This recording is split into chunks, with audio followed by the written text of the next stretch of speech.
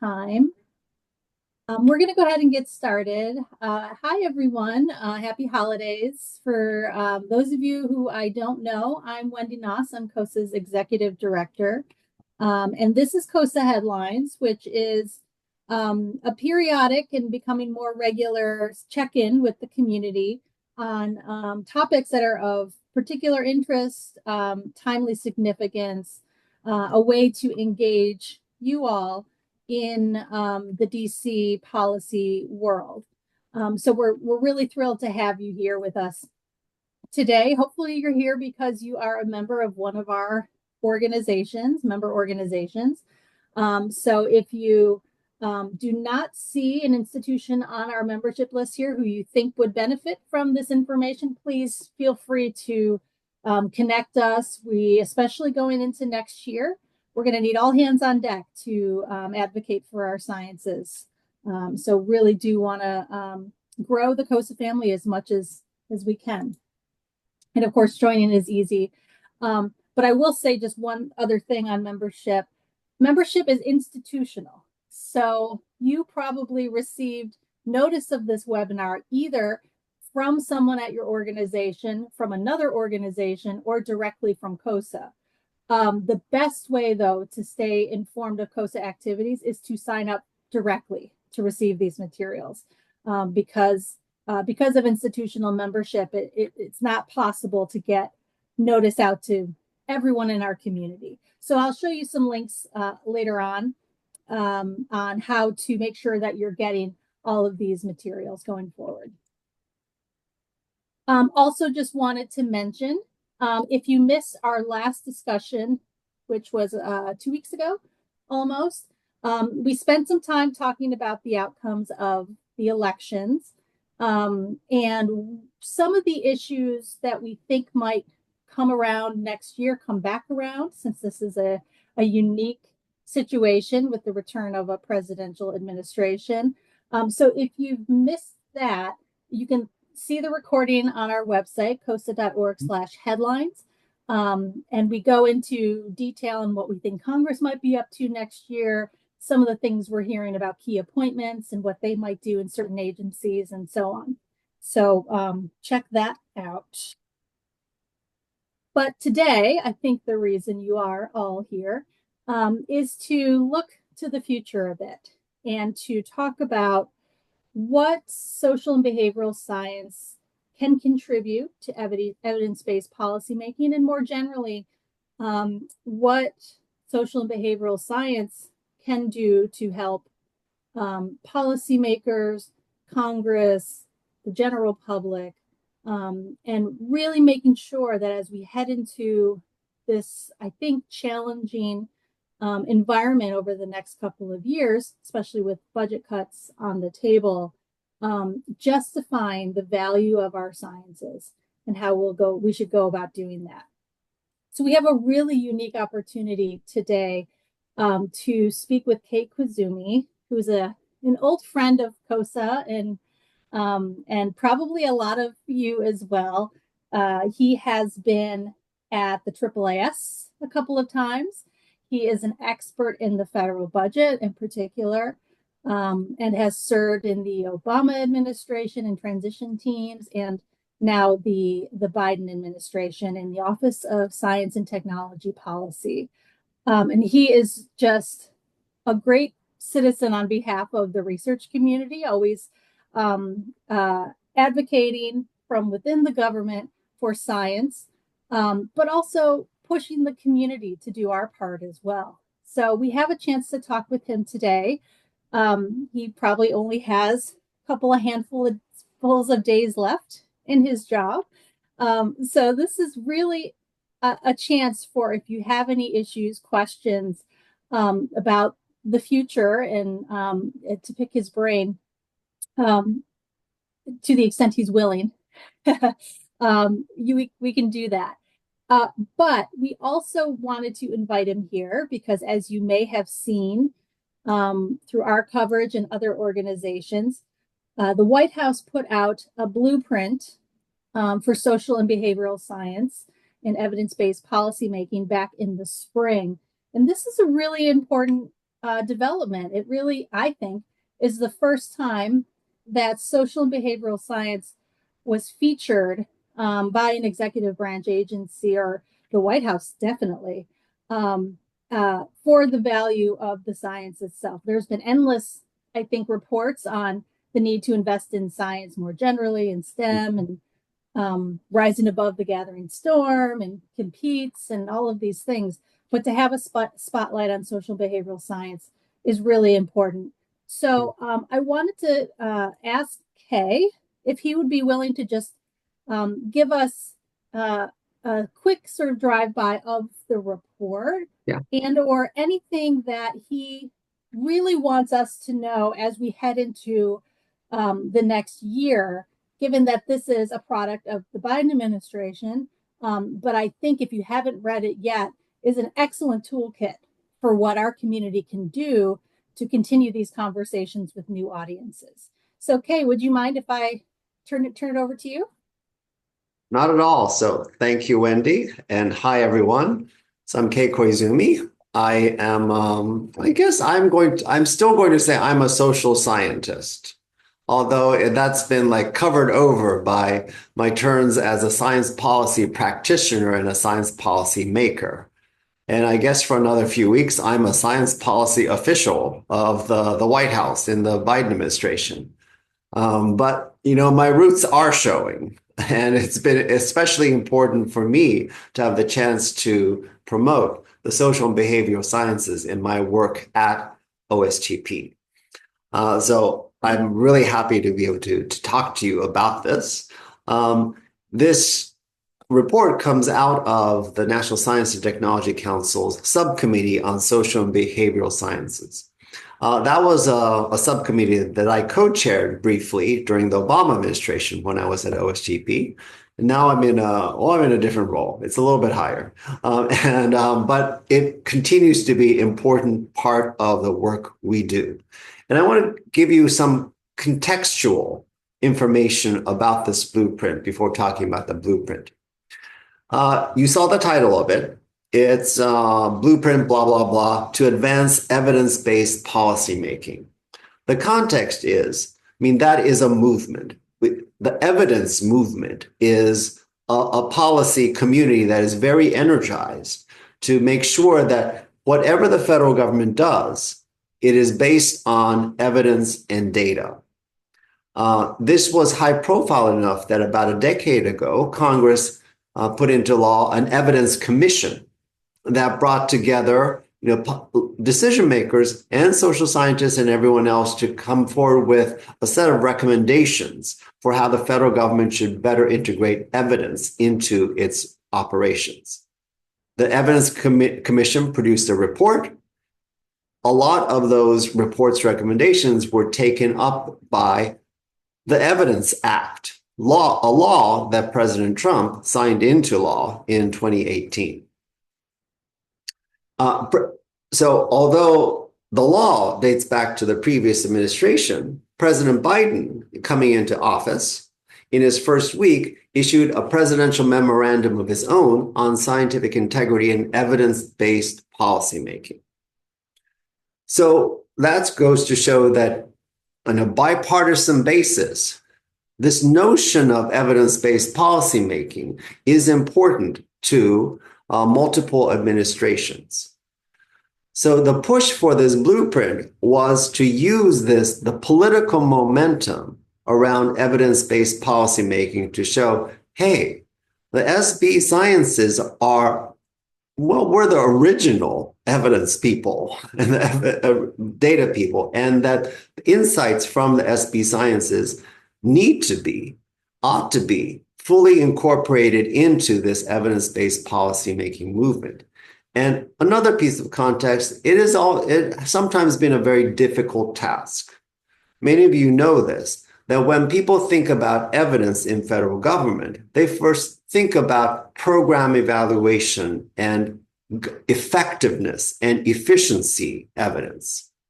So for a lot of people here in Washington, D.C., evidence means how do we rate and evaluate government programs in terms of how well they are serving the American people. that is important.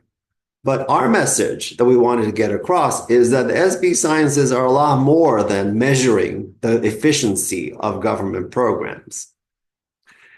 Another piece of context that I want to make you aware of is that this is a blueprint for the use of social and behavioral science. And it tells you that the primary audience for this is not SB scientists, whether inside or outside the federal government. The primary audience is decision makers, people who are or should be the consumers and users of insights from the SB sciences. So it is different from many of the other reports that my office puts out, which end up being like research roadmaps or research strategies. Those are more directly written to the research community and saying, these are the topics and questions within this field that are most important for the federal agencies carrying out this work.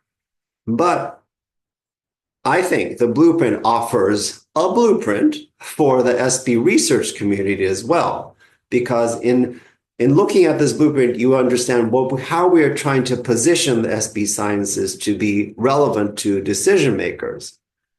But that should give us all a clue as to what kinds of research are most relevant that we as a community should be doing work on.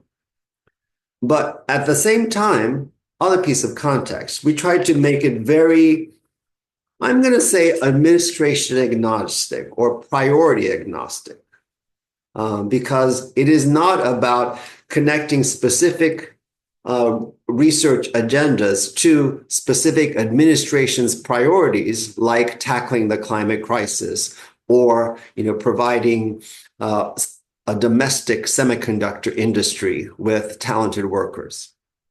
Instead, it is more general. But okay, now let me turn to a few parts of this blueprint. So the blueprint, as I said, designed for a general policy-making audience. Right off, we have to set the stage. This is the obvious part for many in our community. Why SB Sciences? Why is it important? And we say right up front that it's important because human behavior is a key component of every major national and global challenge that we face. Infectious and chronic diseases, tackling the climate crisis, economic security, economic opportunity, safety, educational and employment outcomes, health outcomes. And, we are building on this teachable moment that we had a few years ago with the global pandemic, in which we know this, right? The social behavioral science had a lot to tell us about human behavior being a key factor in how well we did in responding to the COVID-19 pandemic. And, frankly, a lot of the research shows that, many of us failed in utilizing SB insights to improve our pandemic response. We still face those challenges in that there is a human, social, behavioral component to everything from adopting clean energy policies to responding to weather forecasts and disaster forecasts to, our basic health outcomes. So we make the case that successfully leveraging SB sciences allows the federal government to be more efficient and effective. Going back to the language around efficiency and effectiveness. Plus, successfully leveraging SB sciences means we can have more positive, meaningful, lasting, and equitable outcomes for all people. Now, in doing that, this all sounds very applied. It is. What we need to understand as research community, it does not negate the importance of basic research in the social and behavioral sciences. Most of us on this, we have other topics that we've been working on that don't have a practical application yet. That continues to be important. But as I started out saying, what's important for this report is the hook, the applied hook, by which we hope we can pull along both the applied and the basic and the developmental aspects of the SB sciences. So let me also say that, we had some recommendations in this blueprint for federal decision makers. We challenged federal decision makers to identify policy areas that would benefit from a better understanding and application of human behavior and outcomes.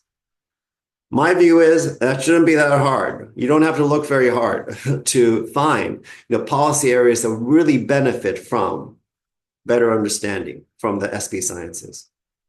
2, we asked them to consider potential social and behavioral science insights that affect policy outcomes, while also identifying the consequences of these insights for policy and program concepts, implementation, and design.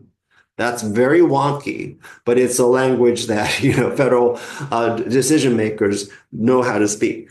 But when you're doing what you do, that is designing and implementing programs, think of the SB sciences and how that can help you.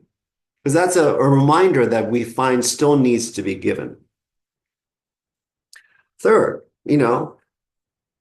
identify the most appropriate ways to translate these insights into action given available policy tools.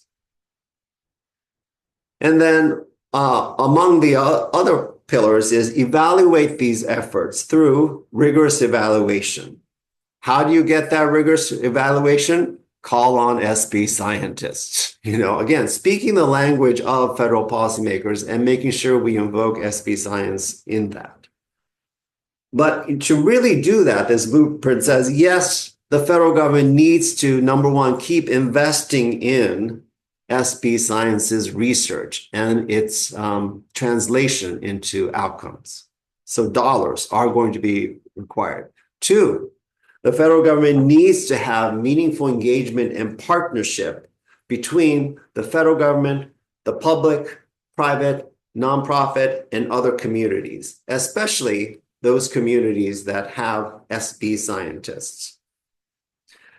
3, the federal government, we need to continue to evangelize, to make the case for the importance of SB sciences, all the way up to the senior leadership of federal agencies. 4, we need to invest in a social and behavioral science trained workforce because SB sciences, they are important, but they are too important to be left just to the outside, just to academic and other non-government researchers. It's important that the external social and behavioral science community needs to be matched by their colleagues and peers within the federal government. And finally, the federal government needs to, do a better job of incorporating these tried and tested social and behavioral science strategies into evaluation and program design and implementation. So that is it. As I said, we didn't put many topics in there. We have some examples, but we didn't say, okay, the next direction for the Biden administration in social and behavioral science research is topic X within subfield Y. That would not, we judge, would not have been useful, especially since, we knew the Biden administration was ending. Of course, I had hoped that a different administration would be coming into office. But in any case, President Biden's time in office was ending. So instead, we wanted to make something that was eternal. Now, there are challenges ahead. So this blueprint, landed at a different time within our federal life. It dates to April of 2024. Now, we are in a different time when we recognize that, especially in Congress, there has been some increased skepticism of and scrutiny of some social science research projects. And there are several social science colleagues within the federal government who are feeling very nervous, if not afraid, right now, because they have been targeted by outside advocacy groups and by congressional staff for the work that they do in the social and behavioral sciences. And I don't have a crystal ball. As I said, I'm not going to be here much longer. I will be on the outside looking in, as many of you are, within a couple of weeks. So I can't answer too many questions about the future, but I would love to have the chance to talk to you about some of the research directions and how we can collectively work together to ensure that this blueprint for policymakers is also a viable blueprint for how we as an SB research community engage with not only our research, but with the policymaking community. Thank you so much. So we do want this to be a discussion, so feel free to wave your virtual hand or put your cameras on. That would be great too, so we can see your smiling faces.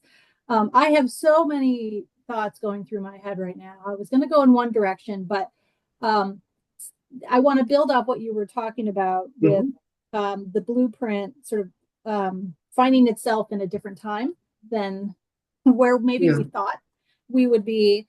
On the one hand, everything you said, evaluation, efficiency, these are the words being used right now by, the incoming folks. The whole Department of Government Efficiency activity.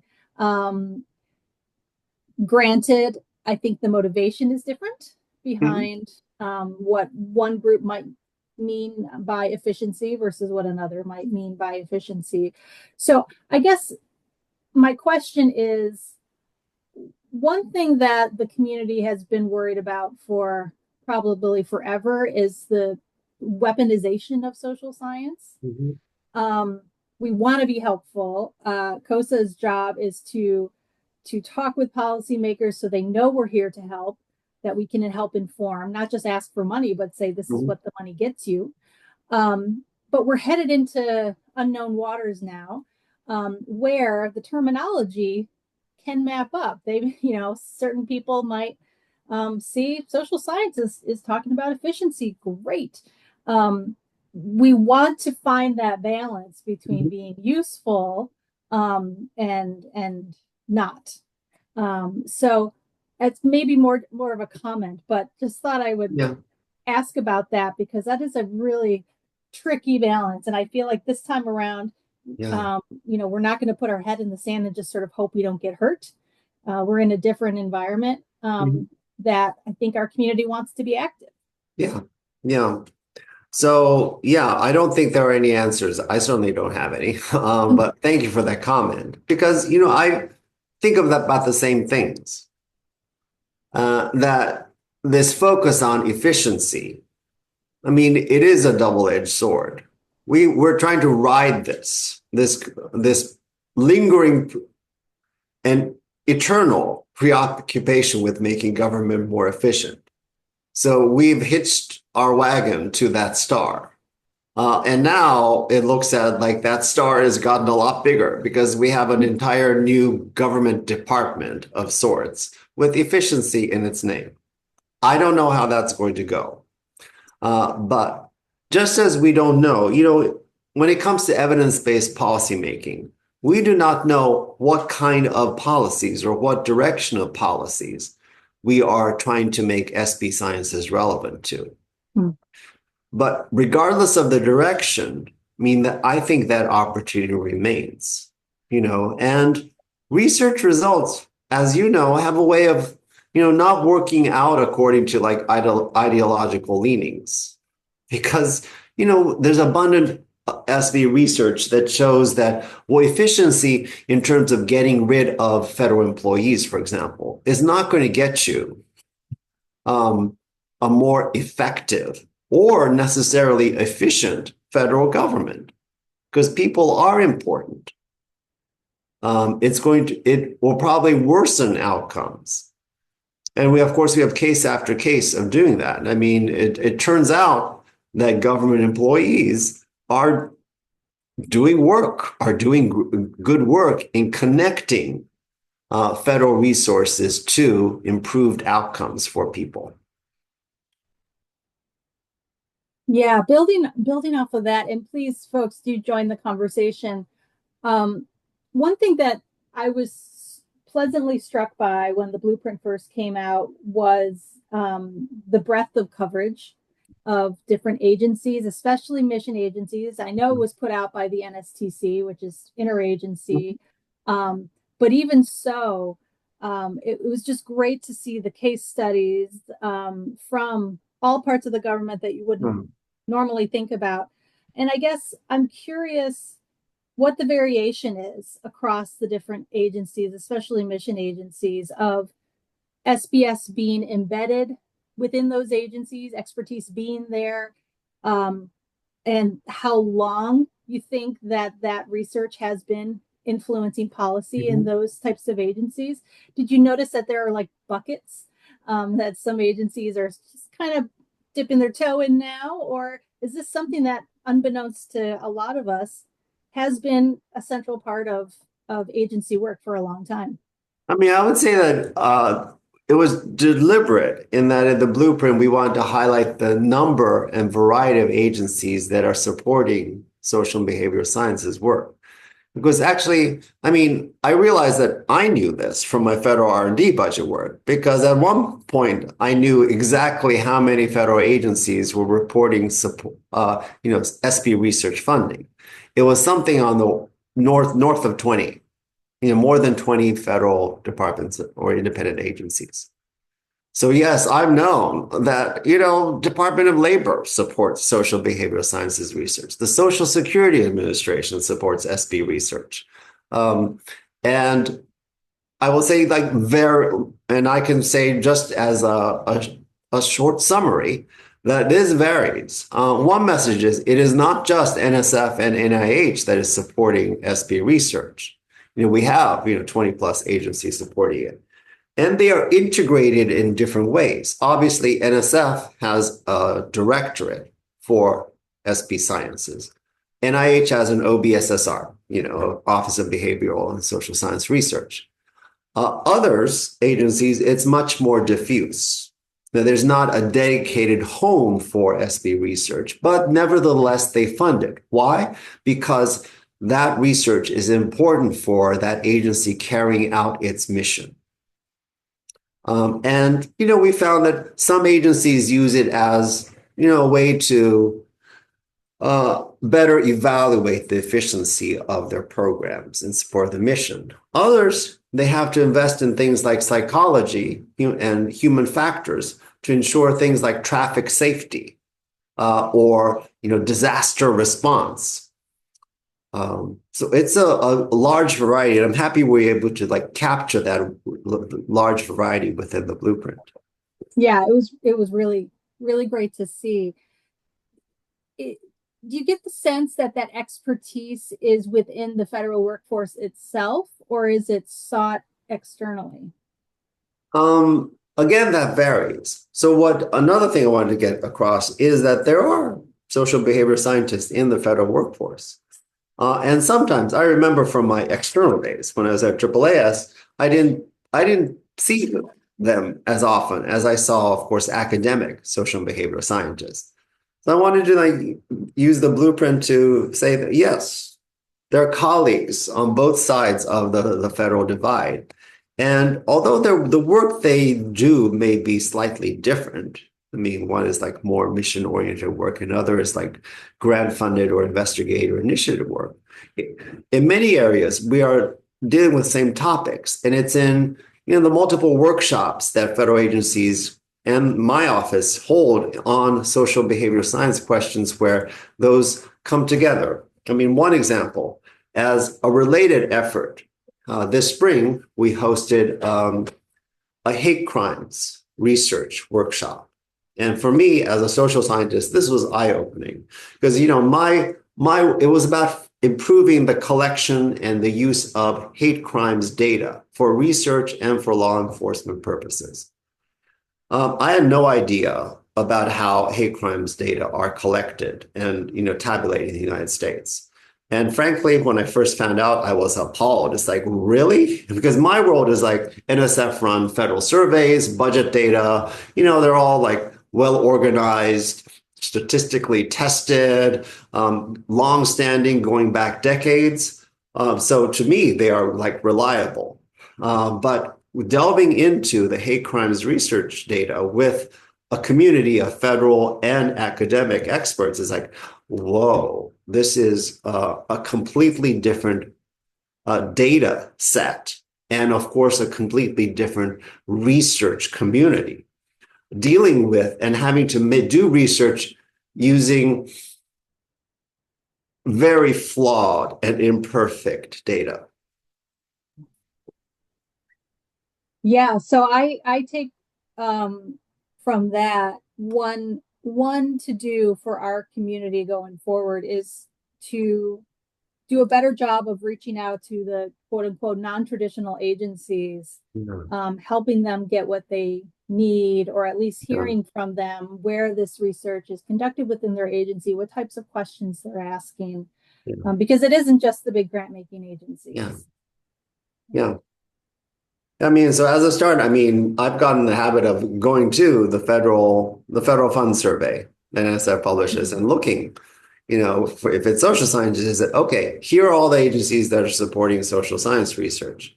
We should conduct a survey, sampling of them. And the next workshop that I will have will be in astronomy.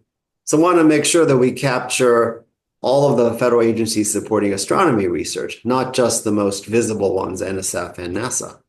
Yeah, I think yeah, that's a good idea. I mean, we do need to be better through organizations like yours, through organizations like mine, the National Science and Technology Council, making sure that we're including a broad community.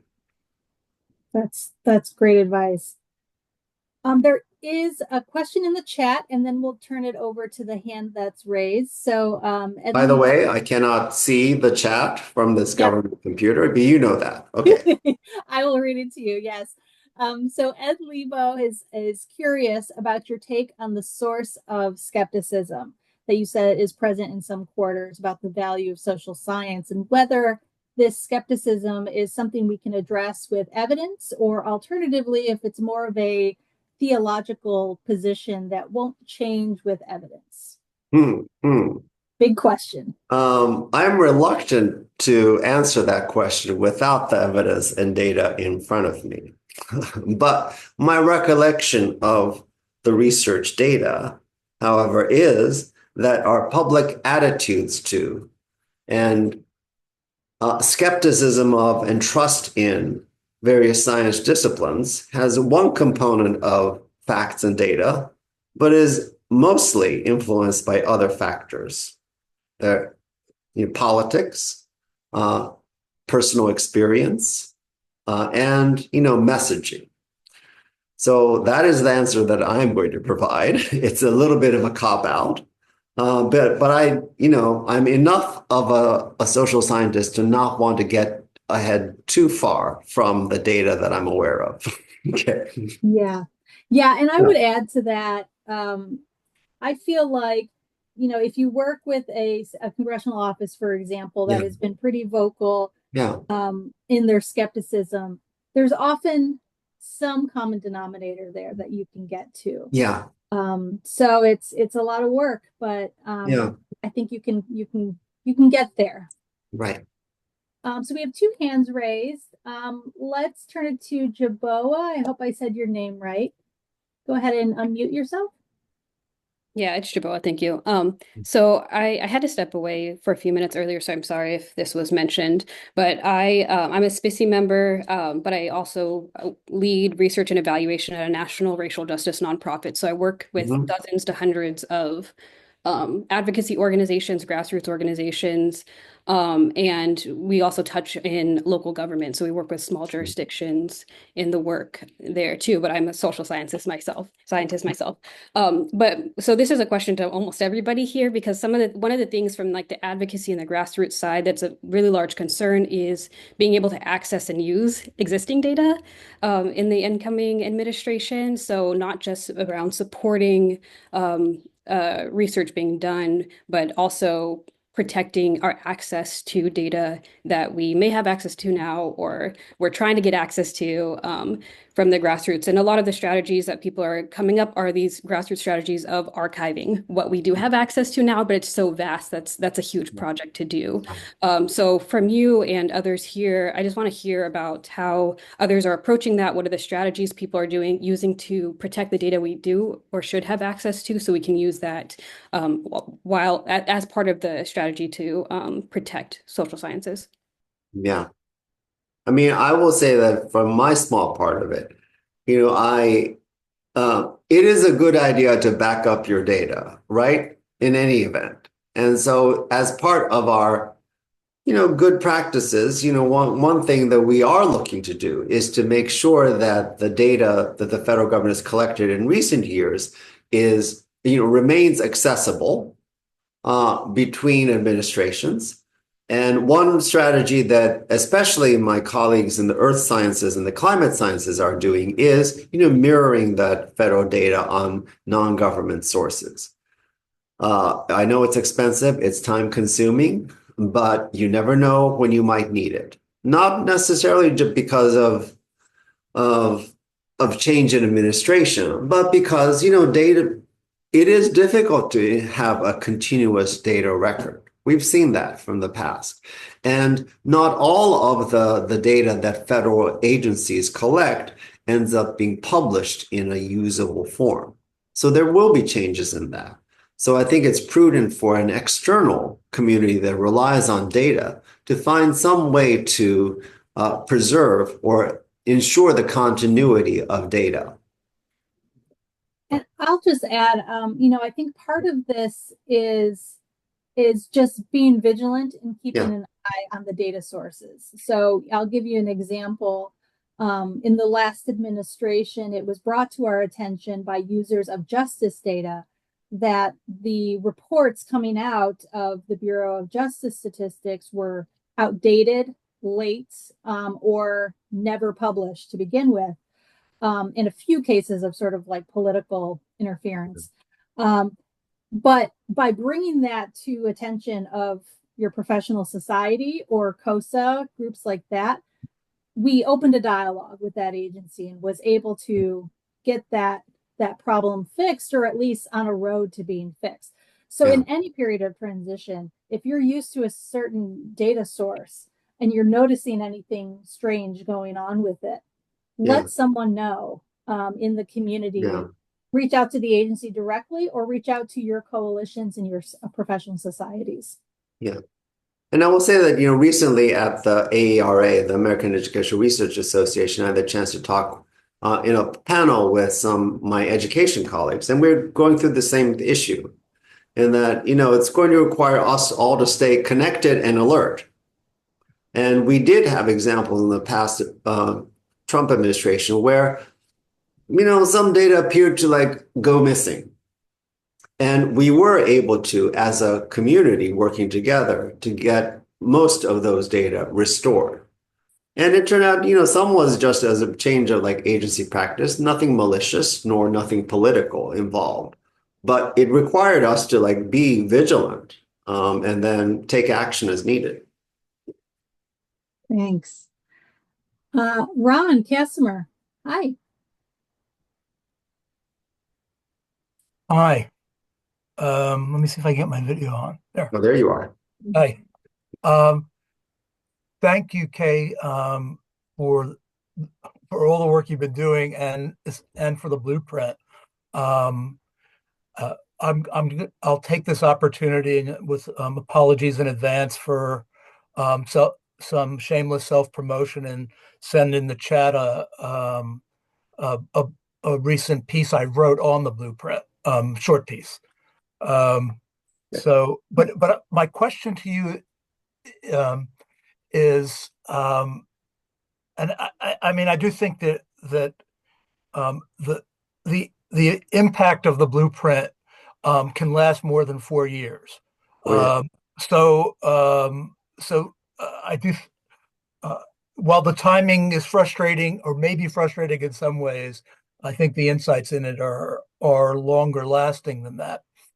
My question is that the blueprint largely, at least when I read it, is largely a how-to for research users for how to use social science Yeah. research. And from my perch in the, let's call it as you call it, the evidence-based policy movement, has been on the other side, which is what can non-government-based social scientists, academics do in their own work to make their research more useful. Yeah. And work. And I just wondered if one of the refreshing things about the blueprint was that you didn't focus so much on that, because there's so much being written about that elsewhere. Mhm. And but I'm curious what based on your experience writing it and just more generally, what are some takeaways that you have for the academic community to whatever the right cliche is, bridge the gap Mhm. and make the most of opportunities for having our research used and matter within the course of decision making. Yeah. Yeah. Well, you're right that this report, well, basically was not designed, well, it's not written for you. It was, Yeah. and Thank you. to like translate that in for researchers, that it does require this act of an active translation.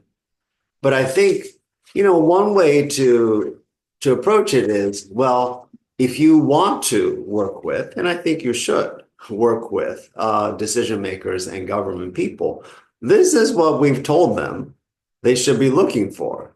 So you can, take this advice and these recommendations and flip them over to, well, what does that mean for me as a researcher? And I think you get some clues in that. Okay, you get clues that, well, government policymakers tend to be first and foremost focused on efficiency and evaluation, and also other E words such as equity. Okay, how do I make sure that I communicate my research to meet the policymakers where they are?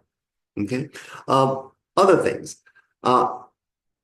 That social behavioral insights are good and are useful for government programs, but that's usefulness is not automatic. It requires translation into the impacts that policymakers care about. I started off by saying, things like infectious diseases, preventing, such as national security, such as ensuring that people take action when faced with warnings of disasters or major weather events, such as, economic opportunity for themselves and their families. So approaching, the research is, how can my research contribute to some of those priorities is a way in.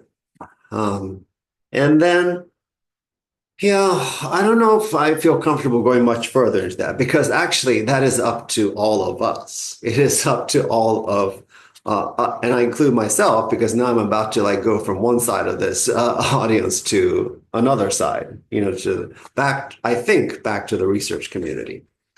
And so I don't know yet how I'm going to make full use of this blueprint in my next life.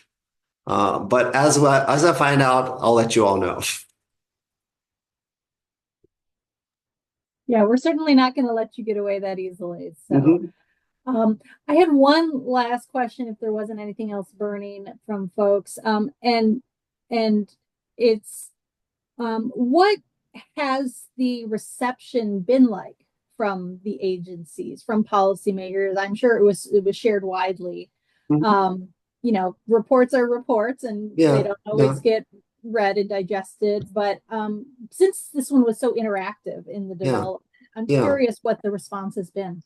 The response has been really positive once people hear about it. But a lot of what we've been doing is to make sure that agency leaders and agency staff are aware of this blueprint. So, for example, in collaboration with the Office of Management and Budget, we at OSTP hosted an Evidence Champions event here at the White House, in which we honored agency social scientists engaged in evidence work and make sure that we recognize them, by the president's science advisor, in the presence of their agency leadership, and saying, look, agency leaders, your own staff, you have social scientists in your agency, and look at the excellent work that they are doing.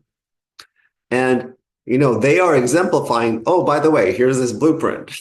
And this tells you how your agency can continue to make full use of these talented people who are in your agency. So that's an example, and it's something that I hope will continue. And I know, of course, that many of the member organizations of COSSA do similar things by honoring, for example, congressional champions of evidence, congressional champions of social behavioral scientists, and and spotlighting programs that are making effective use. I hope that will continue.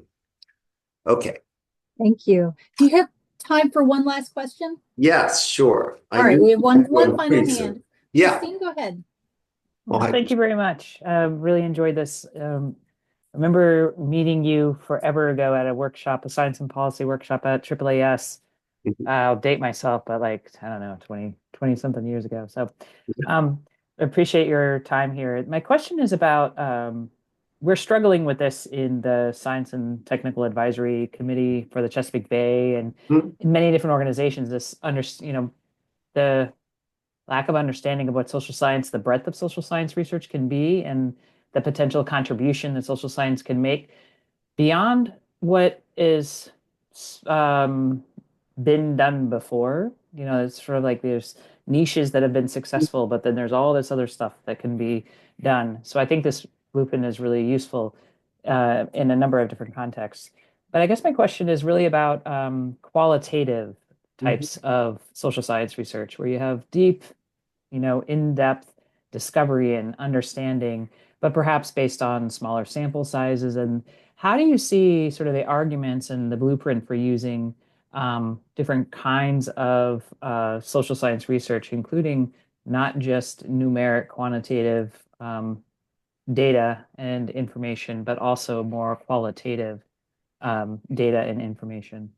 Yeah, I don't think the blueprint in itself speaks to that. But what we do know, as a community, is that there remains an important place for qualitative data. And it boils down to simplify, we humans are a very complex species. And we become even more complex when we start to interact with other humans in environments, both natural and virtual. So I think that once we get people hooked on the idea of the SB science that are important, I think it's our responsibility to say, but look, there are all kinds of different kinds of SB research. And although we are, as a community, taking advantage of the increasing availability of data on online platforms through, passive data collected, as we go about our days, through our health records data, et cetera. And of course, AI is a tool to help us make inferences based on those data. We cannot forget the qualitative data, because there are some insights and research findings we can only do through this in-depth qualitative effort. So it is difficult for us to keep both those directions in mind at once, but I think we can do it. I mean, we have to, because it is too easy to be seduced by this available of quantitative data in ever larger terabytes and petabytes of quantity. We cannot lose sight of the importance of the qualitative and good old-fashioned surveys, or good old-fashioned talking to people, and how those insights can be aggregated and analyzed in ways that provide meaning. I will just add a shameless plug that for COSSA anyway, next year we intend to focus our Why Social Science activity. If you're not familiar with that, go to whysocialscience.com. And this is our public-facing activity in which we talk about social science in very relatable everyday terms. And we're trying to focus next year in particular on really getting into what social science is. You didn't know that this was social science over here, or the value of qualitative data. Any of these types of topics that are of interest to you, and you'd be willing to write a page and a half on it and have it, sent published by COSSA, please reach out to us, because our goal with Why Social Science is to build as big of a library as possible of stories of social science touching everybody's lives in some way. And so we welcome anything along those lines. All right. Thank you all. I have to go, but great to talk to you. Great to meet you all. And well, I'm in community with you. So next time you see me, I'm gonna have a different backdrop, but you will see me. Yes. We look forward to working with you on the other side, and just thank you for everything that you've done over these last several years. We really appreciate you. Thanks. Bye, everyone. Thank you. All right. Let me just share my screen real quick for anyone who has stuck around. A few announcements. We have recently opened registration for next year's Social Science Advocacy Day. This is when we invite you to come to Washington. We give you all the materials, the talking points, we train you, and you meet with your members of Congress and staff and put into motion some of the stuff that we talked about today. So please check that out. We would love to have a record number of social scientists in Washington come March. And then, as promised, here are ways that you can stay informed of COSSA's activities. If you are a member of any one of our member organizations, you are a COSSA member. So you can sign up for our members only messages, which is different from our newsletter, the COSSA Washington Update. There's additional analysis and opportunities available there. So please sign up, but also share that link with others in your organization, because again, we don't have access to your members. And so it's really important that you sign up and tell your friends to do the same. And then we're all over social, thanks to Elise on our team. And so please follow us on whatever platform you prefer this week. And we will follow you back. And if there is nothing else, I want to thank you all for not just today, but for a great year, for the support, for COSSA, for everything that you do in your professional lives. And we look forward to engaging with you even more next year. So please come back and work with COSSA next year. Happy holidays to you all. Take care.